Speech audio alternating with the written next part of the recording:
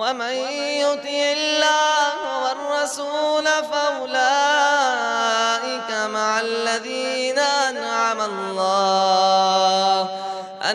الله عليهم من النبيين والصديقين والشهداء والصالحين. السلام علیکم ورحمۃ اللہ وبرکاتہ. الحمد للہ رب العالمین والعاقبۃ للمتقین والصلاة والسلام علی رسولہ الامین وعلی آلہ وصحبہ اجمعین ومن تبعہم بإحسان الی یوم الدین. اما بعد. سیرت النبی صلی اللہ علیہ وسلم میں آپ صلی اللہ علیہ وسلم کی پیدائش سے پہلے مکہ مکرمہ کے حالات سے متعلق ہم نے اس سے پہلے سنا تھا. مکہ کے اطراف کی آبادی جس کو جزیرہ عرب کہتے ہیں، حجاز کہتے ہیں، اور حجاز کے اطراف، اور پھر اس کے بعد جزیرہ عرب کے ساحل پر جو الگ الگ ممالک ہیں جیسے یمن ہے، عراق ہے، شام ہے، حبشہ ہے. تو آج کے درس میں ہم یہ سمجھیں گے کہ آپ صلی اللہ علیہ وسلم کی پیدائش سے پہلے مکہ کے اطراف، جزیرہ عرب کے اندر اور جزیرہ عرب کے باہر یمن، شام، عراق اور حبشہ میں سیاسی حالات کس طرح سے ہوا کرتے تھے. جہاں تک کہ مکہ مکرمہ کا مسئلہ ہے تو اسماعیل علیہ السلام سے اس کی شروعات ہوئی تھی. قبیلہ جرہم اسماعیل علیہ السلام کی اولاد کے بعد وہاں کے حاکم بنے. پھر قبیلہ خزاعہ وہاں کے حکمران بنے. پھر دوبارہ عدنانی قبیلے میں یا قریش میں مکہ مکرمہ کی ریاست آ گئی، حتیٰ کہ جب آپ صلی اللہ علیہ وسلم پیدا ہوئے، پھر آپ کی بعثت ہوئی، آپ نبی بنائے گئے، تو اس وقت کعبے کی ذمہ داری، مکے کی ذمہ داری آپ کے خاندان میں تھی. مکہ کے اطراف کے جو علاقے تھے، جزیرہ عرب کے اندر کے علاقے، ان علاقوں پر کوئی مستقل حکمرانی نہیں تھی، کہیں پر کوئی بادشاہت نہیں تھی. جیسے اگر آج کے دور کے حساب سے شہروں کے نام بتائے جائیں، جیسے جدہ ہے، ریاض ہے، دمام ہے، تبوک ہے، یہ طائف ہے، یہ اطراف کے جتنے بھی علاقے ہیں مکے کے اطراف میں جزیرہ عرب کے اندر، تو سعودی عرب یہ جزیرہ عرب میں ہے. اسی طرح امارات بھی جزیرہ عرب میں ہیں، قطر بھی جزیرہ عرب میں ہیں، کویت بھی جزیرہ عرب میں ہیں، اور بحرین بھی جزیرہ عرب کے اندر ہے. تو یہ جو علاقے تھے، ان علاقوں پر پہلے الگ الگ قبیلوں کی حکومت ہوا کرتی تھی. الگ الگ قبیلے تھے، الگ الگ خاندان تھے. جہاں جو خاندان، جو قبیلہ بستا تھا، وہاں وہ اپنے اپنے خاندان پر، اپنے قبیلے پر حکومت کیا کرتا تھا. ایک قبیلے کا اختیار دوسرے قبیلے پر نہیں ہوتا. اگر کسی طرح سے ہو جائے تو پھر اختلافات ہو جاتے، لڑائیاں ہوتی، جنگیں ہوتی، اور پھر یہ جنگیں کئی سالوں تک بھی چلتے رہتی تھی. سب سے بہتر حالت اس دور میں مکہ مکرمہ ہی کی تھی. مکہ کے اطراف چاہے جزیرہ عرب ہو یا ملک شام ہو، ملک عراق ہو، ملک یمن ہو، ان تمام علاقوں سے سب سے اچھی حالت مکہ کی تھی. اس لیے کہ یہاں پر ایک مبارک اور بہترین خاندان حکومت کیا کرتا تھا، نبی کا خاندان۔ دوسرے، یہ جگہ تمام انسانوں کے لیے مرکز تھی، دینی مرکز، کعبہ تھا یہاں پر، تو تمام کے تمام لوگ یہاں کے حکمران کو، یہاں کی عوام کو احترام کی نگاہ سے دیکھتے تھے، عزت کرتے تھے، یہ سمجھتے تھے کہ یہ ہمارے دینی رہنما ہیں، یہ محترم لوگ ہیں، کعبے کے ذمہ دار ہیں۔ اور اس کے اطراف کے علاقے، ان کا کوئی پرسان حال نہیں تھا، ان کا دین، ان کی دنیا، ان کے آپسی اختلافات مکمل طور پر تہس نہس تھا۔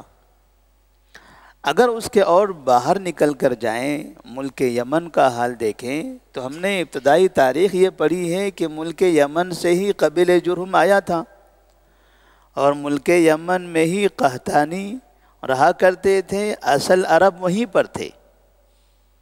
عرب بعیدہ یا عرب عاربہ جس کو کہا جاتا ہے، یہ ملک یمن کے ہی ہیں، اصل عرب۔ اور وہیں سے جب وہ عرب قبیلہ آیا تو مکہ میں عرب مستعربہ تیار ہوئے۔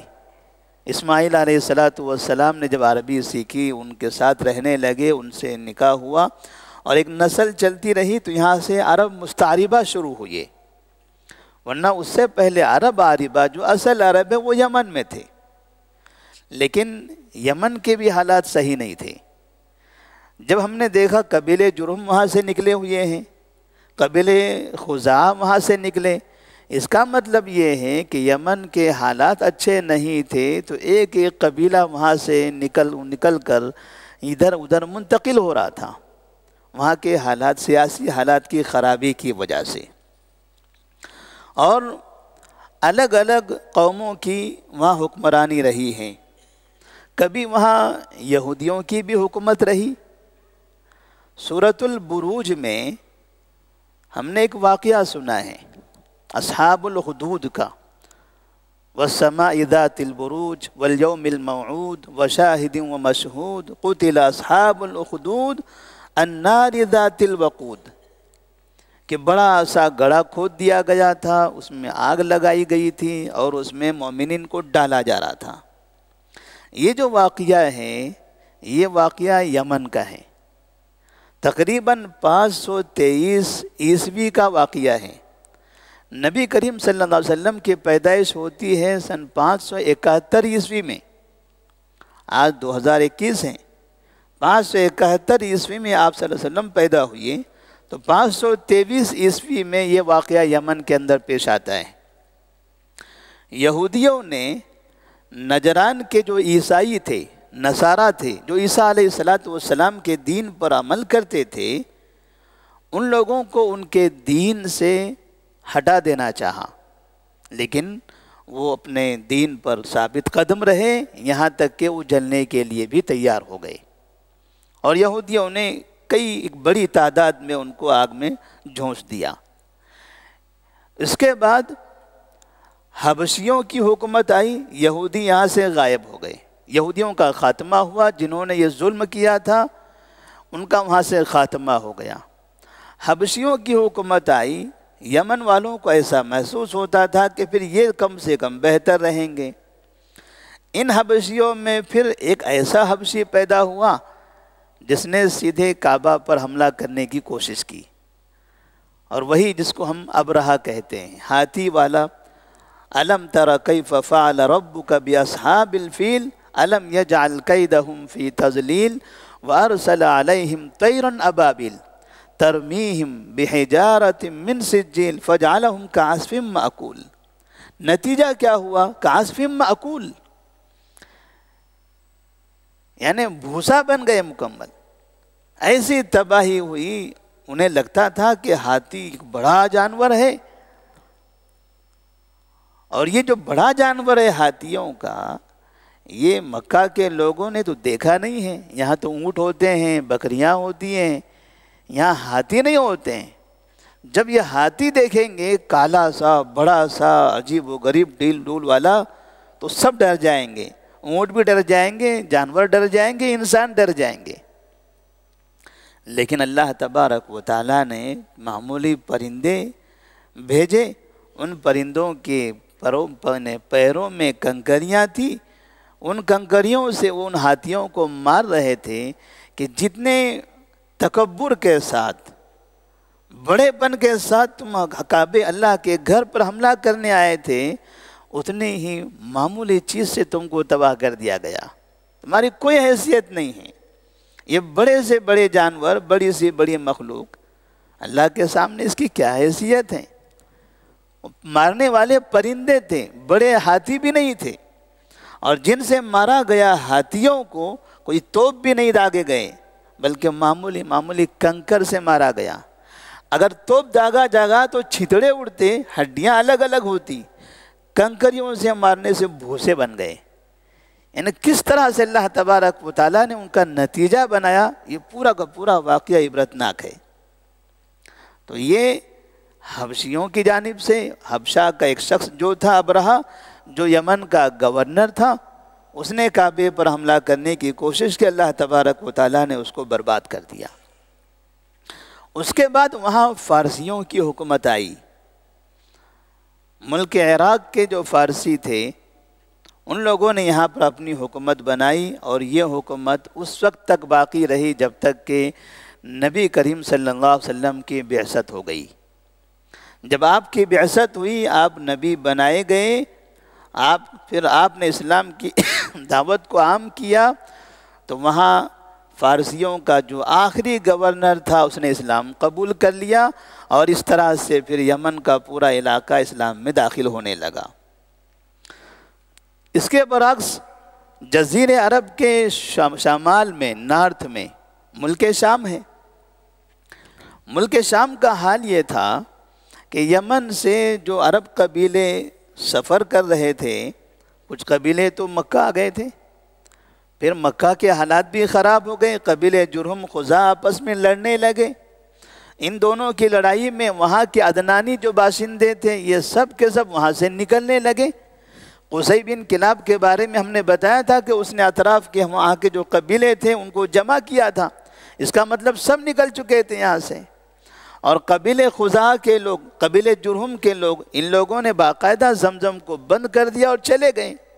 تو یہ جانے والے لوگوں میں سے بہت سے لوگ یمن کی طرف گئے، اور بہت سے ملک شام کی طرف چلے گئے، اس لیے کہ ان لوگوں کے لیے دو ہی راستے تھے، لإیلاف قریش ایلافہم رحلۃ الشتاء والصیف۔ رحلۃ الشتاء والصیف، دو ہی جگہ تھی ان کے پاس، گرما کے موسم میں ملک شام جانا، سرما کے موسم میں ملک یمن جانا۔ تو یہاں سے جانے والے یا تو یمن جاتے یا تو ملک شام جاتے، تجارتوں کے لیے بھی اور کسی چیز کی تلاش کے لیے بھی، کہیں پناہ کے لیے بھی۔ تو بہت سے قبائل، بہت سے افراد یہاں سے ملک شام چلے گئے۔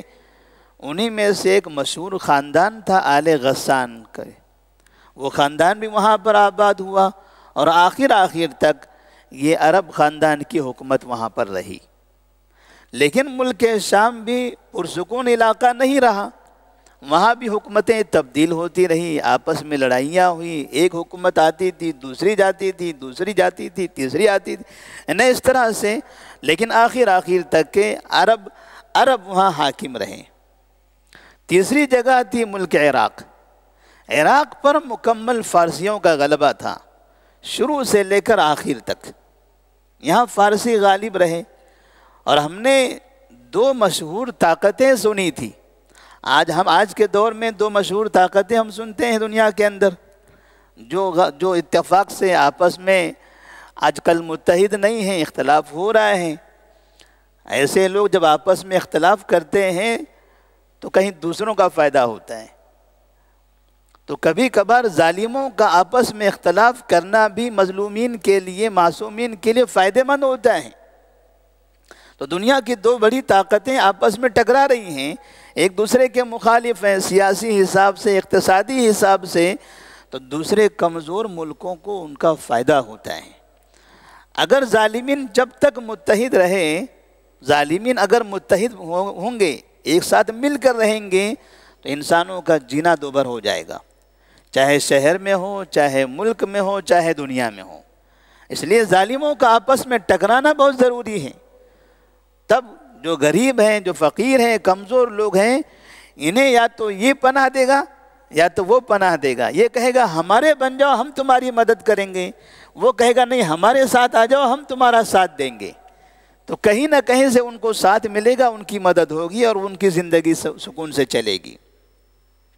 تو ایسے ہی اس دور میں نبی کریم صلی اللہ علیہ وسلم کی بعثت سے پہلے، آپ کی پیدائش سے پہلے، یہاں تک کہ آپ کی بعثت کے بعد بھی دو مشہور طاقتیں تھیں، ایک کا نام قیصر تھا، دوسرے کا نام کسریٰ۔ قیصر و کسریٰ کی جو بادشاہتیں تھیں، باقاعدہ نبی کریم صلی اللہ علیہ وسلم نے انہیں خطوط بھیجے تھے ان کو اسلام کی دعوت دینے کے لیے۔ ایک رومی حکومت اور دوسری فارسی حکومت۔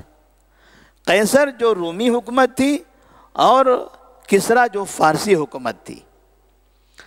فارسی حکومت عراق میں تھی، فارسی حکومت کبھی شام میں بھی آئی، یہی فارسی حکومت کبھی یمن میں بھی آئی، اور یہی فارسی حکومت جو ایران کا جو علاقہ ہے وہ پورا کا پورا علاقہ، یہ فارسی حکومت وہاں رہی۔ اب سمٹتے سمٹتے عراق سے غائب ہو گئی، عربوں کا تسلط ہوا، پھر وہ ایران میں جا کر محدود ہو گئی۔ پھر کچھ اسلام قبول کیا ان لوگوں نے، تو پھر اسلام کے ساتھ بھی فارسی حکومتیں آئی ہیں۔ جیسے ہمارے ملک میں جو بادشاہ ہوا کرتے تھے، یہاں کی سرکاری زبانیں فارسی تھی، یہاں فارسی زبان کو سرکاری زبان بنایا گیا تھا۔ اس کا مطلب پڑوسی ملک کے اندر بھی جو افغانستان کا علاقہ ہے وہاں بھی آج بھی فارسی زبان ہے، اور بھی کئی علاقے جہاں فارسی زبان ہے۔ تو جو فارسی تھے مسلمان ہو گئے، ان کی زبان باقی رہی، لیکن وہ اسلام کے ساتھ فارسی چلاتے رہے۔ تو یہ جو فارسیوں کی حکومتیں رہیں یہ مسلمانوں کے لیے، اور وہ قیصر و کسریٰ یہ دونوں جو حکومتیں رہی، یہ دو حکومتیں ہمیشہ باقی رہیں، ان کی طاقت ہمیشہ رہی۔ وہ اپنے علاقے پر تو قابض رہتے ہی تھے، اور دور دور اطراف جہاں بھی لوگ کمزور نظر آتے ہیں وہاں داخل ہو جاتے تھے۔ جیسے آج بھی ہم دیکھتے ہیں دو طاقتیں ایسی ہیں، اپنا ملک تو ان کے پاس ہے ہی، اپنے ملک سے کافی ہزار کلومیٹر دور، کئی سمندر پار، درمیان کے ملکوں سے چھوڑ کر ان سے اوپر اڑ کر بھی جانا پڑے تو وہاں جا کر کسی نہ کسی علاقے پہ قابض ہو جاتے ہیں۔ پھر کچھ حادثہ ہوتا ہے، مارے جاتے ہیں تو بھاگ جاتے ہیں، پھر کسی تیسرے ملک میں جاتے ہیں۔ تو قیصر و کسریٰ کا یہی حال تھا۔ تو کبھی رومی ادھر سے ادھر آتے تھے، کبھی فارسی ادھر سے ادھر آیا کرتے تھے۔ مطلب یہ تھا کہ یہ جو سیاسی حکمرانیاں تھیں، ان کے پاس کہیں پر کوئی صحیح نظام نہیں تھا۔ انسانوں کے درمیان میں حاکم اور محکوم کا جو فرق تھا، حاکم محکوم کی رعایت کرتا ہے، ان کے ساتھ اچھا برتاؤ کرے، ان کو سہولتیں دے، لیکن ایسا نہیں ہوتا تھا۔ جو حاکم بن جاتا تھا وہ ہر چیز کا مالک ہو جاتا تھا، جو محکوم ہو جاتا تھا وہ ہر چیز کا محتاج ہو جاتا تھا۔ حتیٰ کہ قبیلوں کے جو سردار ہوا کرتے تھے، یہ قبیلے کے سردار بھی ایک بڑے بادشاہ کی طرح ہوتے تھے۔ وہ جب چاہے جس سے چاہے جو چیز حاصل کر لیتے۔ کسی کے پاس زیادہ دولت ہوتی تو اس میں سے کچھ کے یہ خود مستحق بن جاتے تھے، وہ حقدار بن جاتے تھے۔ کہیں جنگ ہوتی، اس قبیلے کو کسی قبیلے سے لڑائی کرنا ہوتا، مال غنیمت ملتا تو اس میں صرف زیادہ حق ان کا ہی ہوتا تھا۔ تو اس طرح سے قبیلے کے ذمہ داران بھی، حکمران بھی اپنی قوم کو لوٹا کرتی تھی، اور دین سے کافی زیادہ دور تھے۔ بس تھوڑا سا جو دین ابراہیمی موجود تھا وہ مکہ مکرمہ کے اندر اور ادھر یمن کے بعض علاقوں میں، بقیہ تقریباً علاقوں میں شرک پھیلا ہوا تھا۔ اور ہم نے اس سے پہلے پڑھا تھا کہ مکہ مکرمہ میں جو شرک آیا ہے وہ ملک شام کی طرف سے آیا ہے۔ اس کا مطلب ملک شام میں یہ چیزیں پہلے سے رائج ہو چکی تھی، یہ بت پرستی پہلے ہی قائم ہو چکی تھی۔ بس مکہ یہ محفوظ تھا، لیکن عمرو بن لحی کی وجہ سے آہستہ آہستہ وہاں پر بھی بت پرستی آ گئی۔ اس بت پرستی کے آنے کے بعد بھی جب آپ صلی اللہ علیہ وسلم کہ بعثت ہوتی ہے، 40 سال کی عمر تک پہنچ جاتے ہیں، تب بھی مکہ مکرمہ کے اندر دین ابراہیمی پر عمل کرنے والے موجود رہے۔ اور انہیں میں سے ایک مشہور شخص جن کا نام تاریخ میں آتا ہے ورقہ بن نوفل، خدیجہ رضی اللہ تعالیٰ عنہ کے بھائی، جب نبی کریم صلی اللہ علیہ وسلم غار حرا سے واپس آئے، پریشان ہوئے، تو انہوں نے کہا کہ ہمارے بھائی ہیں، عالم ہیں، آسمانی کتابیں پڑھتے ہیں، موسیٰ علیہ السلام پر ایمان رکھتے ہیں، چلیے ان کے پاس چلتے ہیں، ان سے بات کرتے ہیں کہ آپ کو کیا مسئلہ ہے، کیا پریشانی ہے۔ اس کا مطلب یہ ہے کہ بعض لوگ تھے اس وقت بھی جو دین ابراہیمی پر یا موسیٰ علیہ السلام کے دین پر عمل کرنے والے تھے۔ اب جو مکہ کا جو داخلی علاقہ تھا، اس علاقے میں تھوڑا سا امن تھا کعبے کی وجہ سے، اور پھر اطراف کے لوگوں کے احترام کی وجہ سے، پھر ابرہہ کے حال کی وجہ سے۔ جب ابرہہ کے لشکر نے حملہ کیا تھا یہاں پر، تو ساری قوموں نے دیکھا کہ اس کا حشر کیا ہوا، کوئی انسان ان کا مقابلہ کرنے نہیں آیا، مکہ کے لوگ سامنے نہیں آئے، نہ انہوں نے تیر اندازی کی، نہ اونٹ لے کر آئے، نہ گھوڑے لے کر آئے، نہ کچھ لایا۔ پرندوں نے ان پر حملہ کیا ہے، اور ظاہر سی بات ہے پرندوں پر تو مکہ والوں کی حکومتیں نہیں ہیں، اس پر تو اللہ تبارک و تعالی حاکم ہے۔ تو یہ جو واقعہ پیش آیا تھا، یہ واقعہ مکہ کے اطراف کے لوگ، عرب لوگ، غیر عرب لوگ، ان سب کے لیے عبرت بن گیا۔ گویا کہ سب کو یہ سمجھ میں آ گیا کہ ہم چاہے یمن پر حملہ کر لیں، شام پر حملہ کر لیں، عراق پر حملہ کر لیں، جزیرے عرب کے اطراف کے علاقوں پر حملہ کر لیں، لیکن مکہ پر حملہ کرنے کی کبھی ہم نہ سوچیں۔ یہ وجہ تھی کہ اس کی وجہ سے مکہ ہمیشہ محفوظ ہاتھوں میں رہا، مکہ پر کبھی کسی نے غلط نظر نہیں دوڑائی۔ اس طرح سے نبی کریم صلی اللہ علیہ وسلم کی پیدائش سے پہلے کے یہ مکہ اس کے اطراف کے حالات تھے۔ انشاءاللہ اور بقیہ تفصیل آگے کے درس میں بتائی جائے گی۔ السلام علیکم ورحمۃ اللہ وبرکاتہ۔